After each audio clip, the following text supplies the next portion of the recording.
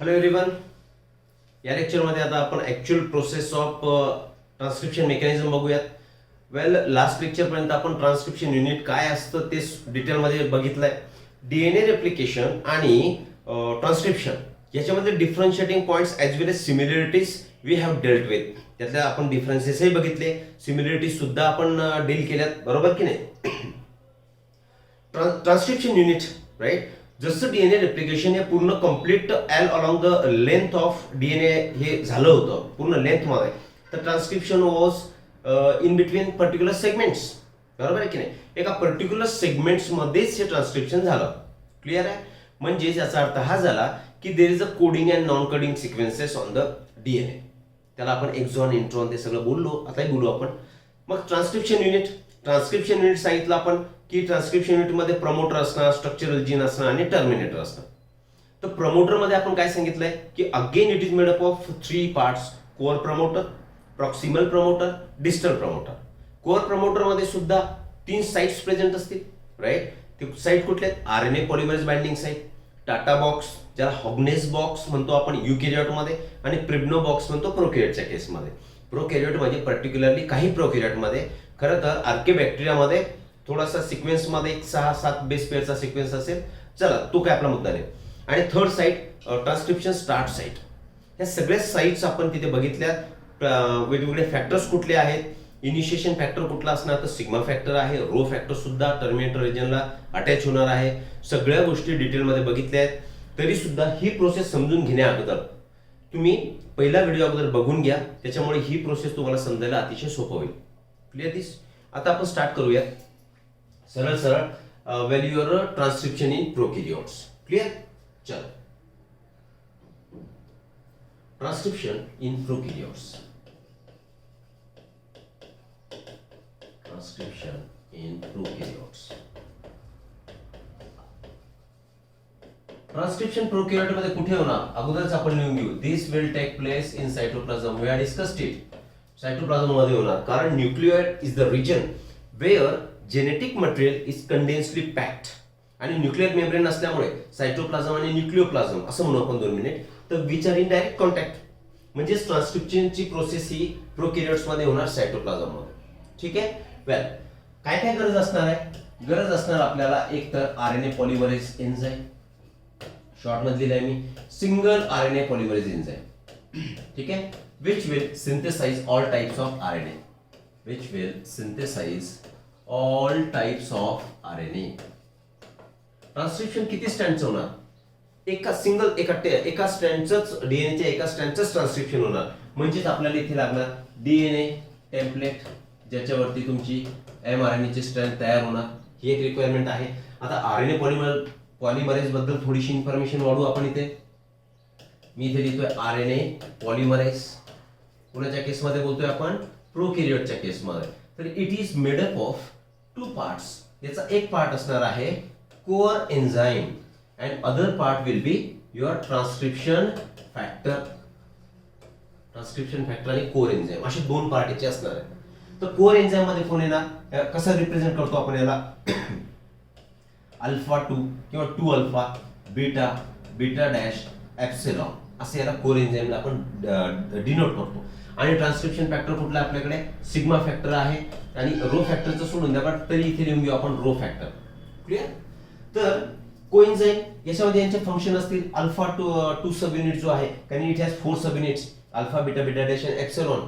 तर हा core enzyme हा फंक्शन करणार, पण याला या ट्रान्सक्रिप्शन फॅक्टरची गरज पडणार. तर याचे फंक्शन काय?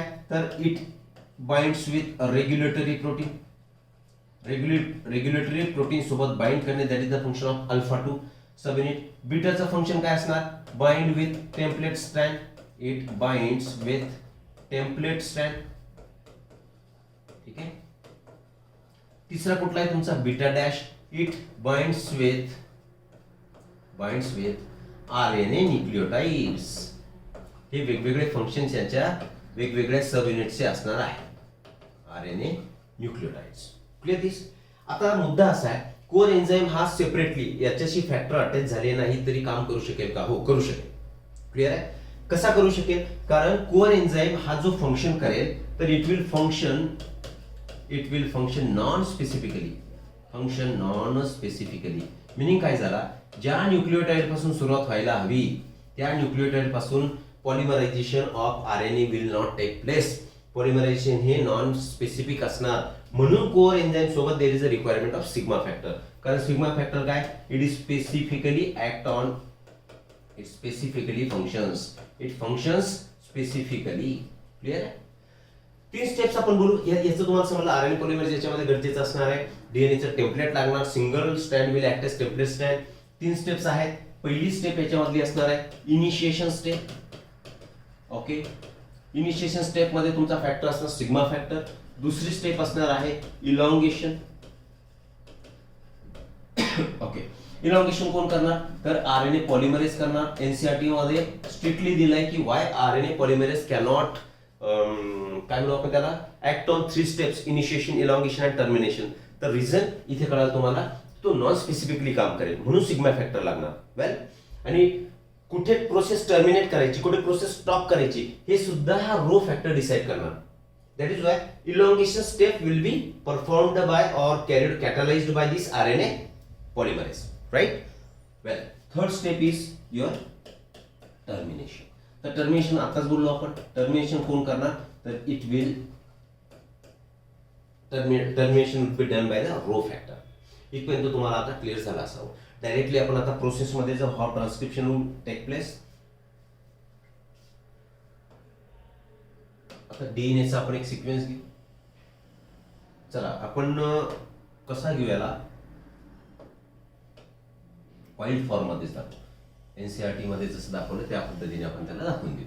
आणि एकाच डायग्राम मध्ये 3 स्टेप्स आपण बघणार, त्याच्यामुळे केअरफुली याला थोडंसं ऐका.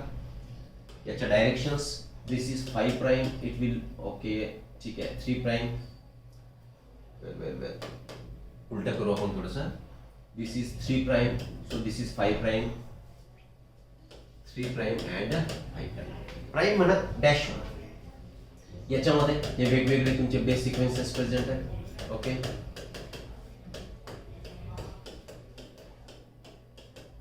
समजून घ्यायचंय मागे पुढे होईल. या डीएनएच्या 2 तुमच्या स्ट्रँड्स इथे लिहितोय मी, डीएनए स्ट्रँड्स. क्लिअर. याच्यापैकी एक स्ट्रँड ही टेम्पलेट म्हणून काम करणार. तर टेम्पलेट म्हणून काम करणारे, कारण आरएनए पॉलिमरेज जो आहे, आरएनए पॉलिमरेजची स्पेसिफिसिटी काय, RNA polymerase it catalyses synthesis in 5 prime to 3 prime direction. 5 ते 3 डायरेक्शननेच नवीन स्ट्रँड तयार होणार. मग याच्यामधली आता स्टार्ट कुठे होणार, तर तुमची नवीन स्ट्रँड ह्याच्यावरती स्टार्ट होणार. 3 प्राइम जी एंड आहे तिथे 5 प्राइम येईल आणि याच्यावरती आरएनए ची स्ट्रँड तयार होणार. क्लिअर आहे. तर या स्ट्रँडला तुम्ही म्हणा आता टेम्पलेट स्ट्रँड. हे सगळं डिटेल मध्ये आपण बघितलेलं आहे. आणि टेम्पलेट स्ट्रँडच्या अपोजिट आता ही स्ट्रँड कुठली झाली आहे, तर this strand is your coding strand. आता ही जी कंप्लीट डीएनएचा सेगमेंट जो आपण दाखवलाय, तर याला तुम्ही कन्सिडर करा दिस इज एंटायर ट्रान्सक्रिप्शन युनिट. हे जे दिसतंय ना तुम्हाला, दिस इज कंप्लीट हे काय झालंय, तर ट्रान्सक्रिप्शन युनिट झालंय. ठीक आहे. ट्रान्सक्रिप्शन युनिटचे 3 पार्ट आपण डिवाइड करून टाकू. 3 पार्ट मध्ये कसं डिवाइड करणार याला, असं समजा की इट इज इनिशिएशन पार्ट किंवा promoter part, it is structural part आणि दिस इज टर्मिनेटर पार्ट. तेही लिहून घेऊ आपण. This is promoter, this is structural gene आणि this is terminator region. Terminator. Okay. मग हे कंप्लीट ट्रान्सक्रिप्शन युनिट, याच्यामध्ये प्रमोटर, स्ट्रक्चरल जीन आणि टर्मिनेटर आणि ट्रान्सक्रिप्शन युनिट झालंय. Template stand, coding stand. कशावरती नवीन स्टँड तयार होणार, तर टेम्पलेट स्टँड वरती होणार. इथे टेम्पलेट स्टँड किंवा त्यालाच आपण अँटी सेन्स स्टँड बोललो आणि याला कोडिंग स्टँड और सेन्स स्टँड याला आपण बोलतो. ठीक. याच्यावरती नवीन आरएनए तयार होणार. प्रोसेस कशी बिगिन होणार, तर याच्यामध्ये आपण सांगितलं RNA polymerase enzyme is required. तर आरएनए पॉलिमरेज जो आहे, तर आरएनए पॉलिमरेज आपण सांगितलंय. प्रमोटर कसा प्रेझेंट आहे, promoter is present upstream to at 5 prime end of coding स्टँड. कोडिंग स्टँडच्या 5 प्राइम एंडला अपस्ट्रीम हा प्रमोटरची पोझिशन आहे आणि promoter is present adjacent to your coding स्टँड. मग प्रमोटर रिजन मधला जो तुमचा आरएनए पॉलिमरेज बाइंडिंग सिक्वेन्स जो असेल, तिथे आरएनए पॉलिमरेज आता सगळ्यात अगोदर अटॅच होणार. मी इथे काढतोय दिस इज युअर आरएनए. आता आरएनए इथे अटॅच झालाय. ओके. आरएनए या प्रमोटर साइटच्या आरएनए पॉलिमरेज बाइंडिंग साइटला अटॅच झालाय आणि आता हा इनिशिएट करणार, पण इनिशिएट करण्यासाठी आपल्याला फॅक्टर लागतो. कोणता फॅक्टर आहे? Sigma factor. मग इथे सिग्मा फॅक्टर आपण याच्यावरती काढून देऊ की दिस इज अ सिग्मा फॅक्टर. ठीक आहे. जोपर्यंत सिग्मा फॅक्टर याला अटॅच होणार नाही तोपर्यंत याला लिहा तुम्ही आरएनए. खाली लिहितो मी, this is your RNA polymerase and this is sigma factor. Okay. Sigma factor जसाही त्याला असोसिएट झाला, टाटा बॉक्स वरती आपण सांगितलंय on TATA box there is a sigma factor binding site आणि त्याला हिस्टोन प्रोटीन सुद्धा बाइंड असतात. Clear this? Okay. Histone protein last lecture मध्ये हिस्टोन प्रोटीन बद्दल सुद्धा बोललो की हिस्टोन्स काय करणार की प्रोसेस इनिशिएट होऊ देणार नाही आणि जे सिग्मा फॅक्टर जेव्हा असोसिएट होतील तर ते इनिशिएशन स्टार्ट करून देणार. ओके. तर इथे सिग्मा फॅक्टर असोसिएट झाला. आता जेव्हा हा आरएनए पॉलिमरेज अटॅच झाला तर हा काम काय करणार की या स्ट्रँडच्या मध्ये असा एंटर करणार आणि त्याला अनवाइंड करत जाणार, अनकॉइलिंग करणार आणि पुढे पुढे पुढे ढकलत जाणार. तर ह्या प्रोसेसला तुम्ही नाव द्या आता की ट्रान्सक्रिप्शन प्रोसेसचं आता काय झालंय, इनिशिएशन हॅज स्टार्टेड. केव्हा स्टार्ट झालं? When the RNA polymerase bind to the 5 prime end, not 5 prime end, upstream to your promoter region. Promoter region जेव्हा अटॅच होईल त्याला सिग्मा फॅक्टर अटॅच होईल तर इनिशिएशन स्टार्ट झालं. कन्सिडर करा. आता नेक्स्ट स्टेप आपली कुठली आहे तर इलॉंगेशन. इथे लिहून घेऊ आपण इलॉंगेशन. इलॉंगेशन म्हणजे आता एक एक आरएनए न्यूक्लियोटाइड हा बीटा डॅश सब युनिट काय करणार, त्याला एकत्र आणणार आणि त्यांच्यामध्ये बॉन्ड फॉर्मेशन करणार. ठीक आहे. क्लिअर. तर याला मी पुढे लिहितो. असं कन्सिडर करा की आता हा आरएनए पॉलिमरेज तुमचा इकडे आलाय. This is your RNA polymerase आणि या वेल वन मोर थिंग, जसंही इनिशिएशन स्टार्ट झालं, सिग्मा फॅक्टर अटॅच झालाय, इनिशिएशन स्टार्ट झालंय, तर दिस सिग्मा फॅक्टर, हा जो सिग्मा फॅक्टर आहे हा आता परत बाहेर येऊन जाणार. ठीक आहे ना. हा कसा आहे ना, याच्यापासून बाहेर निघून जाणार. दिस इज सिग्मा फॅक्टर. कारण यांनी प्रोसेस इनिशिएट करून दिली आणि परत बाजूला निघून आला. आता आरएनए पॉलिमरेज याला अनवाइंडिंग करत अनकॉइलिंग करत पुढे पुढे चाललाय. इथे लिहिला मी तुमचा आरएनए पॉलिमरेज. तर याच्यावरची जी स्ट्रँड आता बनणार आहे तर ती स्ट्रँड आपण काढू इथे. असं समजा की ही जी स्ट्रँड काढली आहे मी, तर दी strand which follows 5 prime to 3 prime direction, 5 prime to 3 prime direction. तर ही स्ट्रँड आता कशाची म्हणायची तुम्ही, दिस स्ट्रँड इज ऑफ mRNA. का? कारण याला एक एक एक एक युनिट आता अटॅच होत चाललाय. ठीक आहे. आरएनए पॉलिमरेजला ही स्ट्रँड तयार होतीये, सिग्मा फॅक्टर निघून गेलाय, आरएनए पॉलिमरेज पुढे पुढे चाललाय. त्या स्टेपला तुम्ही इलॉंगेशन म्हणणार. And elongation is done by which enzyme, RNA polymerase enzyme. हा काय करतोय आता, इलॉंगेशन करतोय. ठीक आहे. मग हा पुढे पुढे जसं जसं पुढे पुढे जाणार ती याची लेंथ वाढत जाणार. एक एक आरएनए न्यूक्लियोटाइड याला अटॅच होणार आणि finally this will reach to, कोणता कलर घेतला मी, हा ओके. समजा this is again your RNA polymerase. ही तुमची आता इथे तयार झालेली आरएनए ची स्ट्रँड. ओके. आता जसाही या टर्मिनेटर रिजन पर्यंत आरएनए पॉलिमरेज पोहोचलाय, ठीक आहे ना, तर इथे याला रो फॅक्टर अटॅच होणार. Rho factor will attach to RNA polymerase. हा रो फॅक्टर अटॅच झालाय. हे याचा 5 prime end, this is your 3 prime end आणि हा तुमचा mRNA. ठीक आहे. रो फॅक्टर जसाही अटॅच झाला तर रो फॅक्टर काय करणार की आरएनए पॉलिमरेजला बाहेर काढून टाकणार. म्हणजे RNA polymerase enzyme fall of. NCERT मध्ये लाईन दिली, हा आरएनए पॉलिमरेज तुमचा आणि सेकंडली तुमची जी, आणि हा काय झालाय तुमचा mRNA. आता हा mRNA सुद्धा फॉलोअप झालाय म्हणजे सेपरेट झालाय. This is 5 prime end, this is 3 prime end and this is your RNA polymerase. हे दोन्ही सेपरेट झाले. ठीक आहे. आणि process of transcription completed. Clear. परत एक वेळा मी ब्रीफ करू आपण याला. दिस इज डीएनए स्टँड, एक टेम्पलेट, एक कोडिंग स्टँड. वेल, आरएनए पॉलिमरेज झाला, प्रोमोटर रिजनला अटॅच झालाय. आरएनए पॉलिमरेजला तिथे जाता सिग्मा फॅक्टर आरएनए पॉलिमरेजच्या बाइंडिंग साइटला अटॅच झालाय. Process of initiation started. Initiation start झालंय. सिग्मा फॅक्टर बाजूला निघून गेला. आता आरएनए पॉलिमरेजने याला अनवाइंडिंग करत करत पुढे पुढे चाललाय. एक एक न्यूक्लियोटाइड याला अटॅच होतोय. ठीक. हा पुढे जाणार, फायनली टर्मिनेटर रिजनला जाणार. इलॉंगेशन प्रोसेस कोणी केली त्याला इलॉंगेशन म्हटलं आपण. याची लेंथ वाढतीये. आरएनए पॉलिमरेज एन्झाईमने इलॉंगेशन केलंय. टर्मिनेशन रिजन पर्यंत आता RNA पॉलिमरेज पोहोचलाय, त्या ठिकाणी त्याला mRNA हा अटॅच झालेला आहे, रो फॅक्टर अटॅच होणार, रो फॅक्टर ही प्रोसेस टर्मिनेट करणार, स्टॉप करणार म्हणजेच आता RNA पॉलिमरेज त्यांनी बाजूला काढून दिला आणि mRNA ची स्ट्रँड आता सेपरेट झाली 5 प्राइम 3 प्राइम. याच्यामध्ये प्रोकॅरियोटिकच्या केसमध्ये there is no requirement of further processing. आता याला प्रोसेसिंग करण्याची गरज नाही. जसा हा सायटोप्लाझम मध्ये तयार झाला तसंच त्याचं utilization for translation would be done. लगेच याच्यामध्ये ट्रान्सलेशन प्रोसेस स्टार्ट होणार. बघून घेऊ आपण एक वेळा. See here, suppose this is your prokaryotic cell. ही प्रोकॅरियोटिक सेल आहे. आपल्याला माहिती आहे इकडे हा न्यूक्लियोइड रिजन आणि या न्यूक्लियोइड रिजन मध्ये there is presence of this genetic material condense form मध्ये. प्रोटीन सुद्धा त्याला बाइंड करून ठेवतात, बरोबर की नाही. आत्ताच आपण बोललो की आपली एक स्ट्रँड तयार झाली आहे आणि ही स्ट्रँड असं समजा की ही mRNA ची स्ट्रँड तयार झाली आहे. ओके, याला तुम्ही म्हटले mRNA. याला 5 प्राइम आहे, याला 3 प्राइम आहे and this area is cytoplasm. कारण इथे न्यूक्लियर मेम्ब्रेन नाहीये, सायटोप्लाझम आणि न्यूक्लियोप्लाझम म्हणून आपण 2 मिनिट आला तर हे एकमेकाशी डायरेक्ट कनेक्शन मध्ये.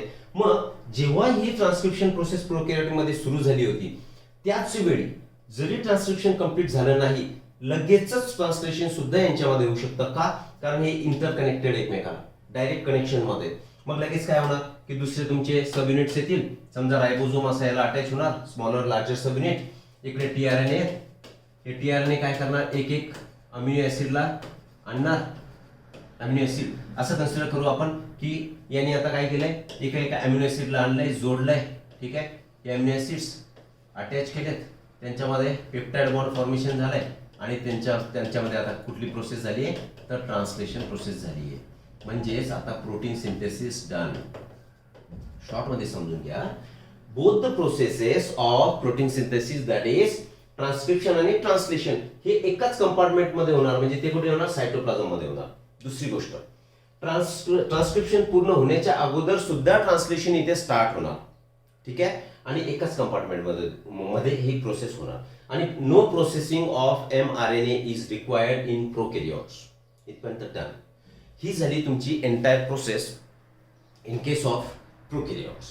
आता युकॅरियोट मध्ये कसं ट्रान्सक्रिप्शन तुम्ही करणार, आपण लिहून घेऊ. Transcription in eukaryotes. Transcription in eukaryotes. Eukaryote मध्ये दिस प्रोसेस इज कॉम्प्लेक्स. का कॉम्प्लेक्स आहे तर ते आपण बघू. अगोदर आपण डीएनएच्या 2 स्ट्रँड्स तयार करू.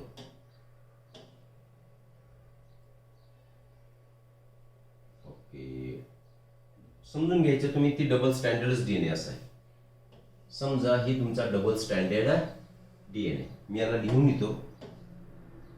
दिस is your double standard DNA. चलो जाने दो, एक मिनिट सेपरेटच करू आपण त्याला सेपरेट करू. ही एक strand, no, this is one strand of DNA and this is another strand of DNA. ठीक आहे, यांचे directions 3 prime 5 prime 5 prime 3 prime. ठीक आहे, याला तुम्ही काय म्हटलेले बाबा, इट इज डीएस डीएनए. एक स्ट्रँड याच्यामध्ये काय म्हणून काम करणार आहे, टेम्पलेट स्ट्रँड. दुसरी स्ट्रँड ही काय म्हणून काम करेल, कोडिंग स्ट्रँड. नवीन असं समजू आपण. ती प्रोसेस तुम्हाला समजली की ट्रान्सक्रिप्शन कसं होत आहे. सिमिलर केस इकडे असेल, फक्त इकडे प्रोसेसिंग रिक्वायर्ड आहे. सांगण्याचा मुद्दा लक्षात घ्या, मला तुम्हाला काय समजून सांगायचंय. त्याच्यात 2 स्ट्रँड्स आहेत डीएनएच्या. आता याच्यावरती हे पर्टिक्युलर बेस सिक्वेन्सेस प्रेझेंट असतील. Consider these are the various base sequences. DNA वरती जे जीन्स आहेत त्याच्यामध्ये various number of base sequences are present. प्रोकॅरियोटिकच्या केसमध्ये जो ट्रान्सक्रिप्शनचा रेट आहे तर आरएनएचं जे पॉलिमरायझेशन होत आहे तर 40 to 50 base pairs are attached in 1 second. ठीक आहे ना. ओके, हे वेगवेगळे बेस सिक्वेन्स आहेत. आता याच्यामध्ये काय होईल, या डीएनए वरती आपण सांगितलंय की इतक्या पार्ट मध्ये काय होतंय बाबा, इथे होतंय तुमचं ट्रान्सक्रिप्शन किंवा इतक्या पार्ट मध्ये ट्रान्सक्रिप्शन होतंय, या सेगमेंट मध्ये ट्रान्सक्रिप्शन होतंय. म्हणजे these are independent segments. Last lecture मध्ये डिटेल याचं डिस्कशन आपलं झालेलं आहे. याचा मिनिंग दुसरा हा होतो की इतके जर न्यूक्लियोटाइड बेसिस हे ट्रान्सक्रिप्शन करत असतील म्हणजे अमिनो ऍसिडचं कोडिंग करत असतील तर हा जो पार्ट असेल तर या पार्टला तुम्ही काय म्हणणार, this part will be called as exonic DNA. याला तुम्ही काय म्हणा, एक्झॉनिक डीएनए. क्लिअर दिस, याला काय म्हणायचंय, एक्झॉनिक डीएनए म्हणायचंय. आणि हा जो पार्ट दिसतोय हा कुठल्या अमिनो ऍसिडला कोड करत नाहीये. मग जो डीएनएचा पार्ट अमिनो ऍसिडला कोड करत नाही त्या पार्टला तुम्ही म्हणा इंट्रॉनिक डीएनए. समजलंय, इंट्रॉनिक डीएनए.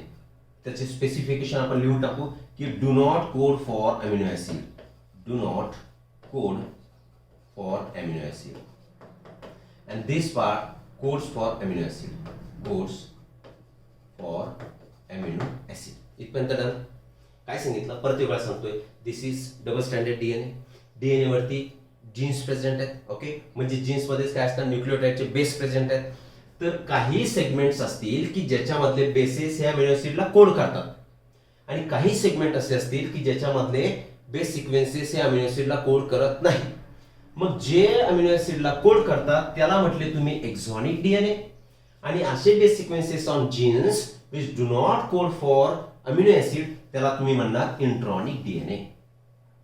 डन इथपर्यंत त्याला इंट्रॉनिक डीएनए तुम्ही म्हटले. वेल, आता इथे मी एक मध्ये स्टँड काढून देऊ आपण. असं समजू की ह्या टेम्पलेट कुठे गेल्या, टेम्पलेट, येस, या टेम्पलेट वरती आता नवीन, एक minute, just a second, colour change करून ग्रीन येलो. असं समजू की हा जो पोर्शन होता की इथे तुमचा हा एक्झॉनिक डीएनए, बरोबर आहे, एक्झॉनिक, हा सुद्धा एक्झॉनिक आणि हा सुद्धा exonic DNA. Sorry, your intronic DNA. Well well well, इथे गडबड झाली माझ्याकडून. This is exonic, this is exonic and this is exonic DNA. Okay, similar is case here, इथे सुद्धा. ओके, आता याला वेगवेगळ्या कलरमध्ये आपण दाखवलंय. याला याला कुठला म्हटलो आपण, येलो कलर मध्ये जो दाखवलाय तो तुमचा झाला एक्झॉनिक डीएनए, आणि ग्रीन कलर मध्ये तुम्हाला दिसतो इंट्रॉनिक डीएनए, की हा कुठला अमिनो ऍसिडला कोड करणार नाही आणि हा अमिनो ऍसिडला कोड करेल. क्लिअर अप टू दिस. मुद्दा हा चाललाय की एक नवीन आरएनए ची स्टँड आता तयार होणार टेम्पलेट वरती. तर इथे आता हा तुमचा नवीन आरएनए तयार झालाय. This is mRNA. HNRNA म्हणतात खरं तर याला. चला मी इथे लिहितोय HNRNA. ठीक आहे, प्रोसेसिंग केल्यानंतर तो mRNA बनणार. मग याच्यावरती यांची पेरिंग झाली, व्हॉटेवर जे व्हायचं ते झालंय. ठीक आहे, सिंपल गोष्ट आहे. या डीएनए वरती येलो आणि ग्रीन कलर दिसतात. हा एक्झॉनिक डीएनए, इंट्रॉनिक डीएनए, एक्झॉनिक इंट्रॉनिक, एक्झॉनिक इंट्रॉनिक. त्याला दुसऱ्या भाषेमध्ये म्हणा functional non functional, functional non functional. त्याला तिसऱ्या भाषेमध्ये म्हणा फंक्शनल जंक. हा जंक डीएनए, कारण हा कुणाला कोड करत नाही. मग याच स्टँड वरती आता कोण तयार झालेलं आहे, कोण तयार झालंय, mRNA ची स्ट्रँड तयार झाली. मग ऑब्वियस आहे जितक्या पार्ट मध्ये फंक्शनल जी बेस सिक्वेन्स होते तितकेच इकडे फंक्शनल राहतील. म्हणजेच सिमिलर येलो कलर, राईट. म्हणजे या भागावरती आरएनए जो तयार होणार इथे हे फंक्शनल बेस सिक्वेन्सेस आहेत. इतक्याच भागामध्ये आरएनएच्या बेस सिक्वेन्सेस प्रेझेंट राहतील आणि याच भागामध्ये फंक्शनल बेस सिक्वेन्सेस प्रेझेंट राहतील. क्लिअर आहे. म्हणजे इन शॉर्ट डीएनए वरती जितके काय जेनेटिक इन्फॉर्मेशन आहे जी अमिनो ऍसिडला कोड करणार आहे दॅट इज नॉट कंटिन्युअस. आपण लिहून घेऊ. Information on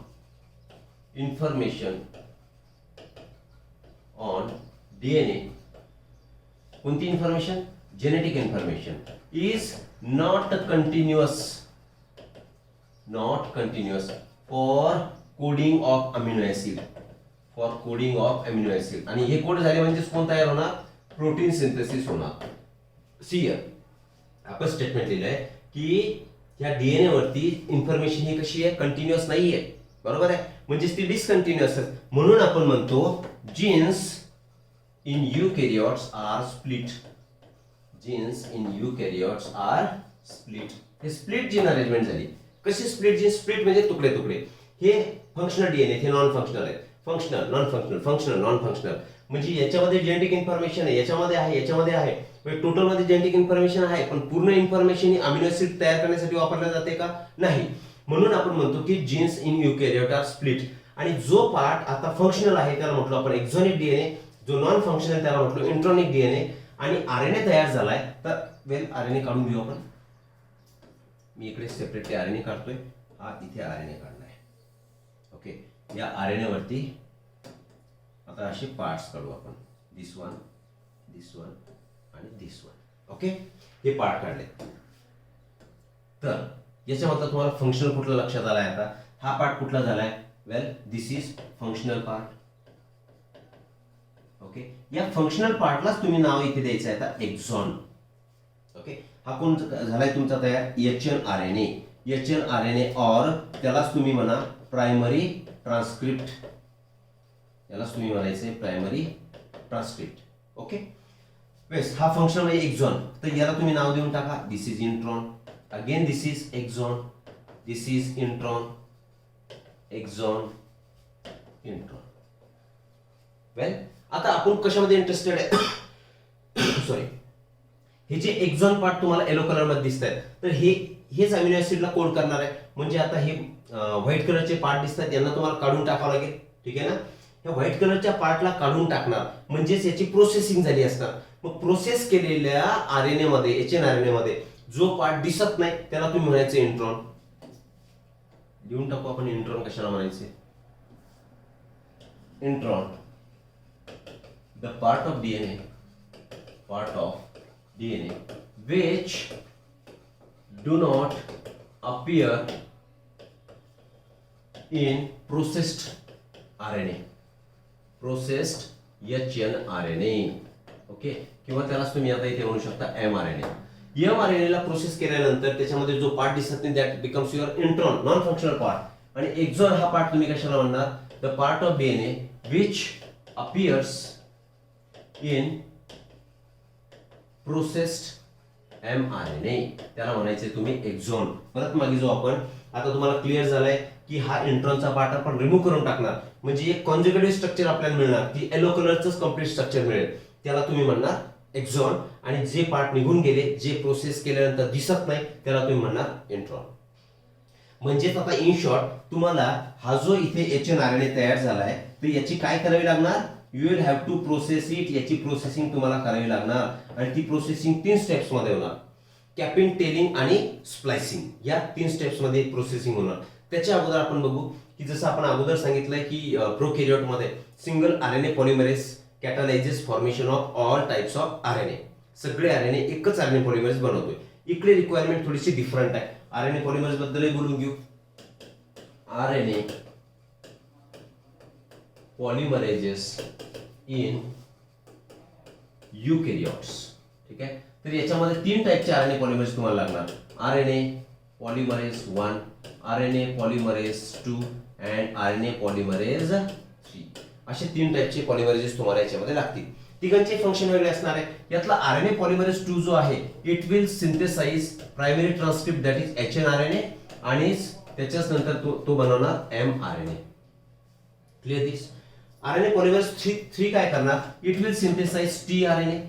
okay, then 5S RNA, then your small nuclear RNA and small cytoplasmic RNA. इतक्याचं सिंथेसिस करण्याचं काम हे RNA polymerase 3 चं असणार आहे. आणि RNA polymerase 1 हा काय करणार? हा जरा mRNA आणि tRNA. तर it will synthesize rRNA, then 5.8S, then 18S and 28S RNA. असे वेगवेगळे एन्झाइम. तिकडे एकच RNA पॉलिमरेज होता, इकडे RNA पॉलिमरेज किती आहेत? 3 RNA पॉलिमरेज आहेत. आणि त्यांचे फंक्शन तुम्हाला ते समजले. आता परत एक वेळा मागे जो आपण की हा जो तयार झालेला HNRNA आहे, याची आपल्याला करायची आहे प्रोसेसिंग. तर प्रोसेसिंग करण्यासाठी देयर आर 3 स्टेप्स. त्या स्टेप्स आपण बघू. Okay, steps in processing. Steps in processing of HNRNA. Steps कुठल्या आहेत? Splicing, capping, telling. इथे लिहितोय मी. पहिली लिहू आपण कॅपिंग, सेकंड लिहू telling and third step is your splicing. अशा 3 स्टेप्स मध्ये काय, या स्प्लायसिंगला तुम्ही टेलरिंग सुद्धा म्हणू शकता. ठीक आहे ना? It will be called as tailoring. आपण कलर कोणते यूज केले मला बघू द्या एक वेळ. अच्छा, येलो आणि white. Exon is yellow. Okay, आता इथे मी स्ट्रक्चर काढतोय. थोडंसं मोठं घेऊ.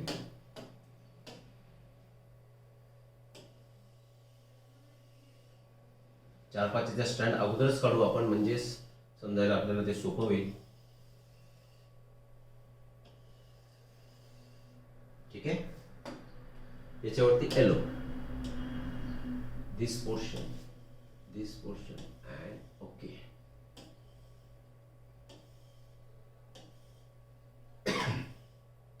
समजून घ्यायचंय, मागे पुढे होईल. वेल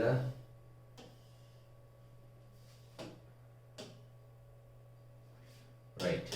याला आपण करू 5 प्राइम 5 प्राइम 5 प्राइम 5 प्राइम.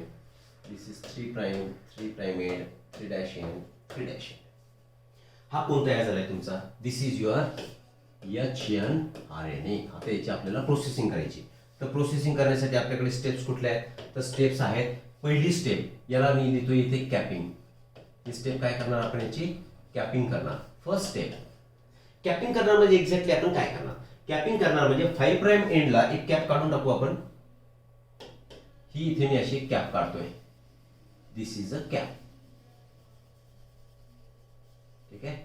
तीच कॅप आपण खाली पण घेऊन घेऊ. परत काढण्याची गरज पडणार नाही, कारण प्रोसेसिंग स्टार्ट झाल्यानंतर कॅप ही एंड पर्यंत राहणार. ठीक आहे ना. इथे कॅप. ठीक. आता ही कॅप कशाने तयार झाली, कशाने बनलेली आहे? कॅपिंग करणे म्हणजे 5 प्राइम एंडला इथे attachment of 7 methyl guanosine triphosphate, G triple P इथे लिहिलंय मी. इथे सुद्धा मी लिहून घेतो 7 methyl guanosine triphosphate 7 methyl guanosine triphosphate 7 methyl guanosine triphosphate. Meaning काय झाला? 5 प्राइम एंडला गॉनोझिनला 7th पोझिशनला तुम्ही मिथायलेशन करा. दिस इज गॉनोझिन. गॉनोझिनच्या 7th पोझिशनला मिथायलेशन करा आणि त्याला 5 प्राइम एंडला अटॅच करा. ती प्रोसेस झाली तुमची कॅपिंग. मग कॅपिंग का गरजेची आहे? जर कॅपिंग झाली नाही, if capping do not take place, if capping do not take place, no translation will take place. No translation will be there. का ट्रान्सलेशन होणार नाही? कारण mRNA and रायबोझोमल युनिट यांचं बाइंडिंग होणार ट्रान्सलेशनच्या वेळी. Ribosomal unit binding that is identified by 18S RNA of ribosomal unit. पुन्हा repeat करतो मी. ही कॅप तयार होणं का गरजेचं आहे? जर कॅप तयार झाली नाही तर ट्रान्सलेशन होणार नाही. का ट्रान्सलेशन होणार नाही? कारण यातला 18 रायबोझोमल युनिटचा 18S RNA जो आहे तो कॅपला आयडेंटिफाय करतो आणि तेव्हाच mRNA सोबत हा बाइंड होतो. म्हणून ट्रान्सलेशन होणार नाही जर कॅप तयार झाली नाही तर. जशी प्रोसेस इनिशिएट होऊन गेली ट्रान्सक्रिप्शनची, लगेचच त्याला कॅप अटॅच होऊन जाणार. हे अंडरस्टँडिंग साठी आपण बघतो. पण कॅप अटॅच होऊन जाणार आणि मग पुढच्या प्रोसेस साठी तो रेडी असणार. क्लिअर दिस? हे झालं तुमचं कॅपिंग. आता टेलिंग म्हणजे काय? हे 3 प्राइम एंड टेलिंग. आता इथे काय होणार की भरपूर सारे ॲडिनिलेट रेसिड्यूज याला अटॅच होतील. ओके. म्हणजे at 3 prime end there is a attachment of adenylate residue. किती असतील? 200 ते 300 ॲडिनिलेट रेसिड्यू आता याला अटॅच करणे 3 प्राइम एंडला. त्याच प्रोसेसला तुम्ही म्हणायचंय पॉली ॲडिनिलेशन ऑर टेलिंग. ओके. त्याला काय म्हणणार तुम्ही? पॉली ॲडिनिलेशन किंवा टेलिंग म्हणणार. क्लिअर दिस? पहिली जी स्टेप झाली तुमची 7 मिथाइल गॉनोझिन ट्रायफॉस्फेट, तर ही कुठल्या एन्झाईमच्या मदतीने झाली? तर it took place with the help of guanyl transferase enzyme. याच्यामध्ये एन्झायमॅटिक ऍक्टिव्हिटी आहे कॅपिंग मध्ये. Guanyl transferase enzyme was used in this process. Tailing झाली. टेलिंग समजलंय तुम्हाला? ॲडिनिलेट रेसिड्यू 200 ते 300 याला एक न्यूक्लियोटाइडचा सिक्वेन्स तुम्ही अटॅच करून द्या. त्याला म्हणायचं तुम्ही काय म्हणू आपण त्याला? टेलिंग 3 प्राइम एंडला. आणि याला लिहा तुम्ही इथे टेलिंग झालंय. हे झालंय टेलिंग. आता नेक्स्ट स्टेप मध्ये काय होणार? नेक्स्ट स्टेप असणार आहे तुमची स्प्लायसिंगची. स्प्लायसिंग करणार म्हणजे तुम्ही काय उडून टाकणार? यातले हे जे व्हाईट पोर्शन तुम्हाला दिसत आहेत, तर इथे मी लिहितोय हा कुठला होता तुमचा? एक्झॉन. हा एक्झॉन. हा सुद्धा होता exon. And it was your intron. इंट्रॉनला काढून टाकणे म्हणजे स्प्लायसिंग करणे. म्हणजे ही साईट या साईट्स काय झाल्या? These are splicing sites. These are splicing sites. याला स्प्लाइस करून टाकायचं, कट करून टाकायचं. तर स्प्लायसिंग करण्यासाठी देयर इज अ रिक्वायरमेंट. ती रिक्वायरमेंट म्हणजेच दिस स्टेप रिक्वायर्स, कुठे लिहिलंय मी? स्प्लाइसिंग, ओके इथे लिहितोय. चलो, स्प्लाइसिंग रिक्वायर्स नंबर वन म्हटल्यापेक्षा आपण सरळ सरळ म्हणू स्प्लाइसिओझोम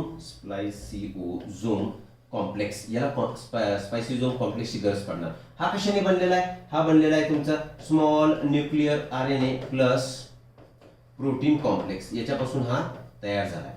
ओके, यालाच तुम्ही शॉर्ट मध्ये म्हणू शकता स्नर्प्स, और यालाच म्हणू शकता तुम्ही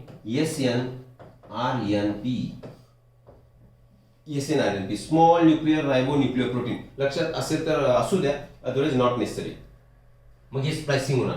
आता स्प्लायसिंग होईल तर कोणत्या स्वरूपात होईल? ओके, याच्यामध्ये याचे लूप्स तयार होतील. ओके ना, याचा कसा तयार होणार? आता एक असा लूप तयार होईल, याचा सुद्धा एक लूप तयार होईल. तर मी सरळ इथे स्प्लायसिंग करून टाकतोय, तर स्प्लायसिंगचे असे लूप्स तयार होतील. जवळजवळ दाखवले मग दोन्ही लूप्स, हा सुद्धा आणि हा सुद्धा. ओके, तर अशा लूपच्या स्वरूपात स्प्लायसिओझोम कॉम्प्लेक्स याला बाहेर काढणार आणि फायनली आता जो तुमचा RNA तयार झालेला असणार आहे that will be your processed RNA. आणि हा प्रोसेस्ड RNA म्हणजेच 5 प्राइम एंड 3 प्राइम एंड इथे तुम्हाला. ओके, आणि हा झाला तुमचा ऍक्च्युअल mRNA प्रोसेस्ड RNA. इथे आपण कॅपही काढून टाकू, ही इथे कॅप 5 प्राइम एंडला. ओके, वेल इकडे लिहून टाकू आपण हे ॲडेनिलेट रेसिड्यू याला अटॅच आहेत.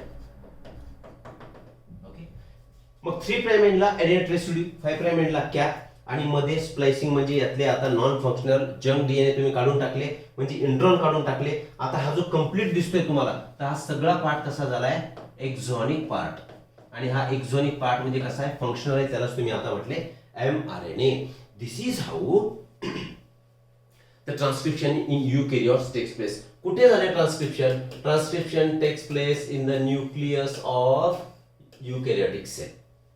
होप इथपर्यंत तुम्हाला सगळं कळालेलं असावं, राईट? आणि वेल तिसऱ्या स्टेपला ही जी ह्या टेलरिंग सुद्धा आपण बोलू शकतो. हे एकदम सिम्प्लिफाईड फॉर्म मध्ये आपण समजून घेण्याचा ट्राय केलाय. होप की तुम्हाला सगळं समजलंय. आता आपण थांबूयात, नेक्स्ट लेक्चर मध्ये भेटूयात न्यू टॉपिक सोबत. Thank you very much.